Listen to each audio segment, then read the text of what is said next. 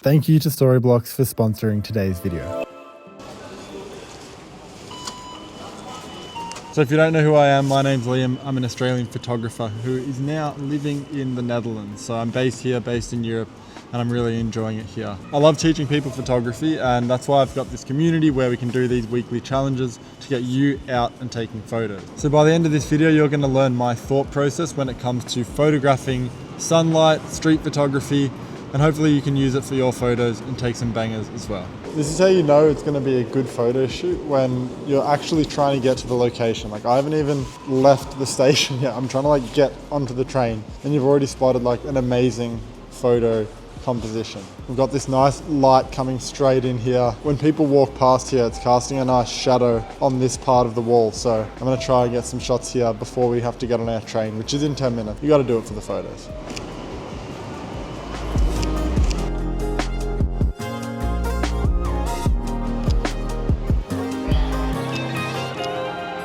All these light patches are literally everywhere. It's been half an hour and I missed my train. I haven't even left the station yet because I'm just getting all these cool shots. Even right here, look at this light patch. Look at it, it's going crazy in here.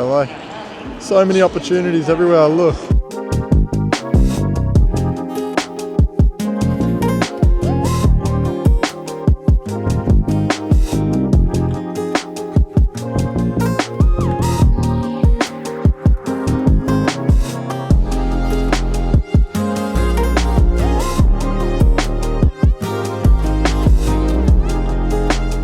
First point I want to teach you today is, when looking for light patches and when you're looking to try and get a cool shot, don't always look at the actual person you're trying to photograph. So for example, find a light patch and just focus on the shadows that are entering into that light patch and try and take the photo as the shadow is in the right position of the frame instead of the person.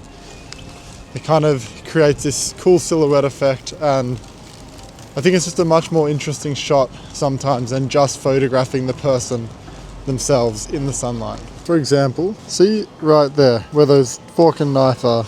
If someone walks past there, their shadow is gonna cast, it's gonna be framed within this part, and that's where I would take the shot.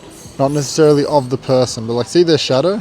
If you just kind of take more notice of people's shadows and use that as something to look at when you're taking a shot. Because naturally you would think, oh, we're doing street photography, I'm going to be photographing people on the streets. But it's just this kind of another little mindset shift that will help you see other photo opportunities. So you're thinking, okay, I want to take photos of people. But if you're just trying to change that mindset and just focus more on the shadows, that's tip number one.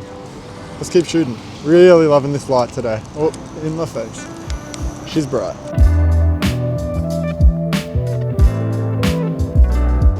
Also today we're shooting on the Sony A7R Mark IV with the Sigma 50mm f2 Contemporary, which is, I love this setup. It's a nice little cheeky street photo setup. And a lot of you ask what this pink thing is, this sticker. Yeah, the sticker is literally just so that I pick up the right camera, because I've had it before where I've accidentally picked up my A7S III and I've gone out to do photos and I'm like, oh, what have I done? But that's what the sticker's for.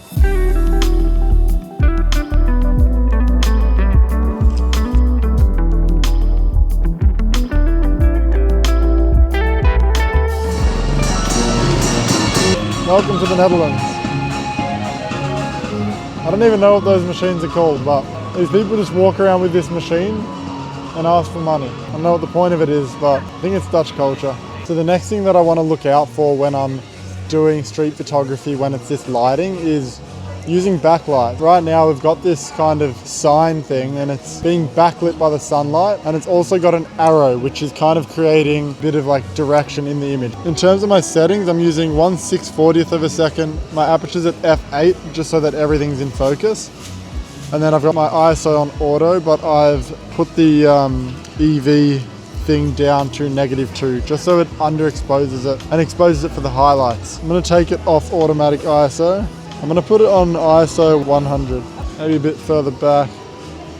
Wait for some people to go there.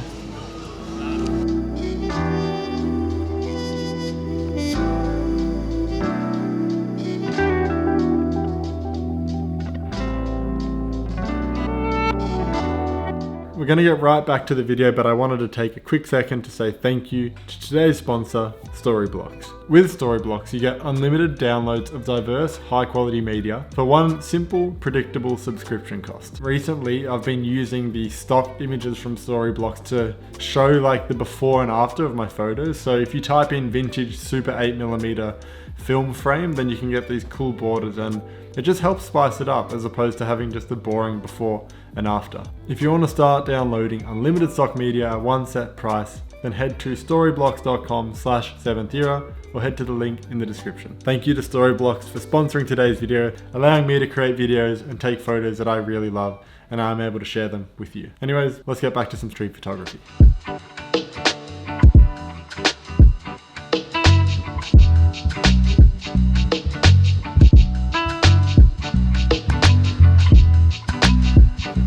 I've got this bike just behind me. It's casting a nice shadow, and I want to shoot the shadow of the bike and then some of the people in the background as well. What have I got? Aperture f9, 1/500th of a second, and we're just going to adjust the ISO. It's just a nicer way to fill up the frame, instead of like, for example, if I just shoot the bike and then like you have all this sky, there's just too much negative space. So by using the ground and using the bike, maybe you could even flip the image around upside down. You can get more creative with it, and there's just the frame's just more filled up instead of it being a lot of negative space. I'm loving this lighting.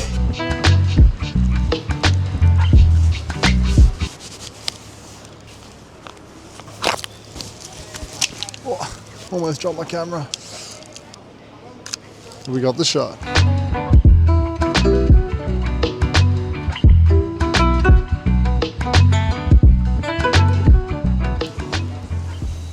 There's just this nice reflection. Yay, you know, it scared the shit out of me. These two huge birds just flew by. Fucking seagulls on steroids. Yeah, we've got some nice water reflections though, just coming down here under this bridge. It's a nice little composition.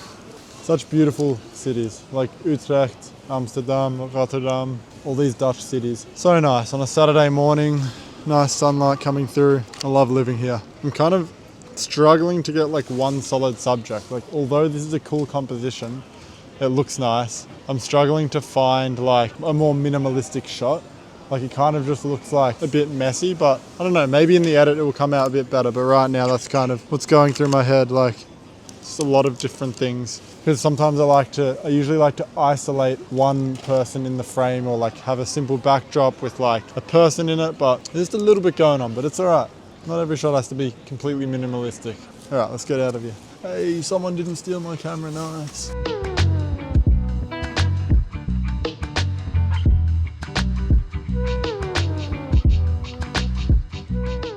Have a look at this. I think we have literally found the perfect photo.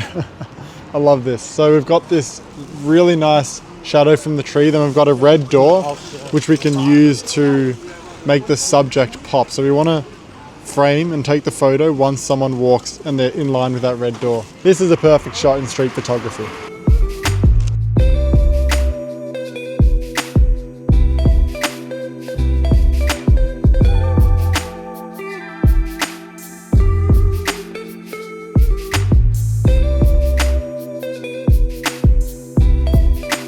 The last thing that I want to get across to you in this video is, when you're out shooting, and this is more of like a general photography mindset, is just to notice things. Like, don't always think about what's going to be a good shot. Just notice, what do I like actually looking at? It doesn't always have to be necessarily an amazing shot, but it can just be something like that catches your eye. For example, I literally got distracted as I was saying that. I like this thing. I think this could make for a cool shot. A nice backdrop. The point is, like, sometimes it's nice to just put your camera on your little camera strap and just chill for a bit. You don't always have to be holding your camera, constantly looking out for the next shot. It's nice to just put it on, go for a walk, and just have a look around, breathe in the fresh air, and notice things, notice nice little moments, and that can kind of also help you see better photos. That's what I like to do. If there's anything that I've learned from today's shoot, it is that lighting when it comes to street photography is so important. So Today we got literally the perfect lighting. I love this lighting where it's just like this crisp winter sun. It's not like too harsh like in summer where it's coming just from the top. It's nice. You got those like nice long shadows all throughout the day. So I really enjoyed today's shoot. I'd have to say my favorite photo from today would be the one that we got right at the end with that red door. It's just so simple, it's minimalistic, but it's also got some nice elements with the shadow of the tree, the red door, the actual position of where that guy's head is framed within the shadow I also liked. And then we also have that little blue street sign, which just contrasts with the red. So I'm glad I saw that composition and we ended up getting that cool shot. So if you want to be a part of next week's photo challenge, then head into the description below. We've got weekly photo challenges, we've got live streams, connecting with like-minded photographers. Everything's happening over there in the community. So if you want to be a part of that, then head into the description below and you can join. It'd be awesome to see you there. But that's all for today's video. Catch you in the next one.